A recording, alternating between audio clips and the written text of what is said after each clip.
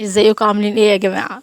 وصفة النهاردة ان شاء الله عايزين نعمل بطاطس ودجز بتبقى حلوة قوي. هنعملها طعمها خطير، تنفع معاكي كطبق جانبي، وممكن كمان يبقى طبق رئيسي قدمي جنبه مكرونة وسلطة ومخلل وخلاص على كده.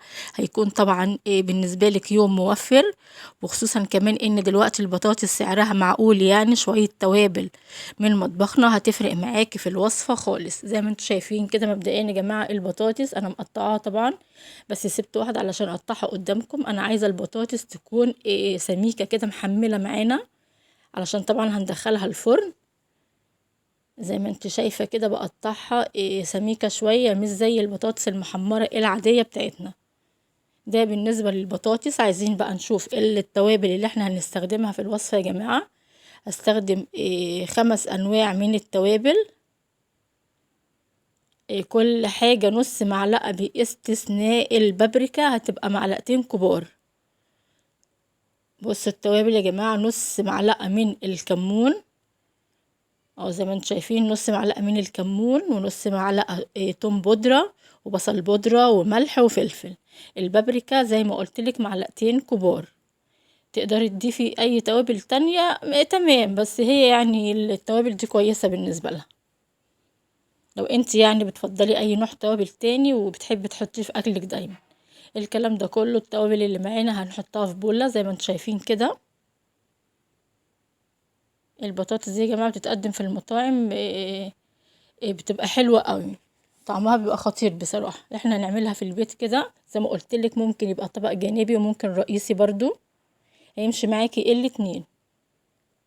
بعد ما حطينا التوابل في البولة، هنا معايا ربع كوباية من زيت الذرة، او اي زيت يكون نوعية كويسة يا جماعة، ما يبقاش يعني فيه ريحة او كده. ونقلب الكلام ده كله. انا طبعا هنا حاطه نص معلقه بس من الملح، تقدري طبعا تكتري لو انت عايزه يعني تظبطي الملح اكتر، او لو عندك كميه البطاطس اكتر يبقى هنستخدم ملح اكتر اكيد. وهنا معايا كمان مكعب مرق، زي ما انتم شايفين كده هبدا افركه وانزل بيه على التوابل اللي لسه عاملينها دلوقتي. افركيه طبعا علشان ما ينزلش معاكي كتله كده، وقلبي بقى الكلام ده كله كويس. تقدري تضيفي شطة طبعا لو انت عايزاها سبايسي هتبقى حلوة قوي. بصي بقى معانا معجون كده شبه الصوص بالظبط. الكلام ده كله هناخده بقى على البطاطس، بس طبعا الاول هنجيب صاج او صينية. شوفي انت يعني هتسويه في ايه. انا بالنسبة لي طبعا الصاج ده حلو قوي. هنبدأ بقى نحط البطاطس كده نرصها في الصاج اللي معانا، وفي الفرن برضو مش هتاخد معاكي وقت خالص. حطيها بالشكل ده زي ما انت شايفة كده، ابدأي سويها. هو كمان لو صاج يعني اكبر من كده هيبقى احسن بكتير، بحيث البطاطس يعني ما تجيش على بعضها، يعني انت فاهمه قصدي. بس مش اكتر من كده. ونبدأ بقى ننزل بالخلطة الجميلة اللي احنا عملناها دي.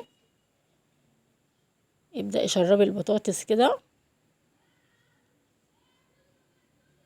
اول ما هتدخل الفرن يا جماعة هنديها تقليبة، تقليبة واحدة بس في الاول، علشان بعد كده هتبدأ بقى تدخل في السوا علشان ما تتكسرش معانا.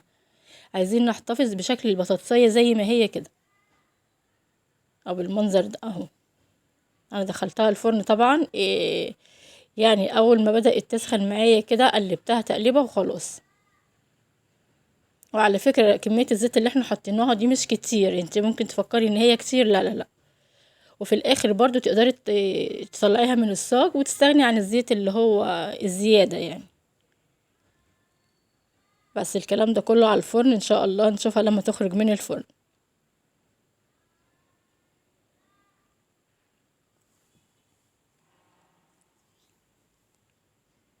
البطاطس بتاعتنا يا جماعة بصي احتفظت بشكلها زي ما هي، زي ما قلتلك قلبيها تقليبة واحدة بس في الاول.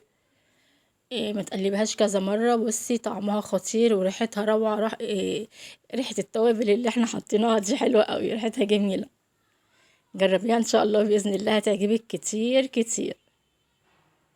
هي طبعا لسه سخنة، لسه خارجة من الفرن حالا. وانا الحقيقة كمان هنا عملت صينية كنافة كده على السريع. هبدأ بقى احط لها السيرب بتاعها، لسه ما حطيتش السيرب بتاعها. زي ما انتم شايفين طبعا هي السيرب بيبقى بارد، والكنافة لسه خارجة حالا من الفرن. على فكرة الكنافة دي انا كنت عاملاها معاكم، هي كنافة بالمكسرات. ارجعي لي الوصفة وطلعيها لو انت عايزاها. خلاص اعملي بقى البطاطس زي ما قلت لك بالطريقة دي، حلوة جدا، هتعجب ولادك جدا.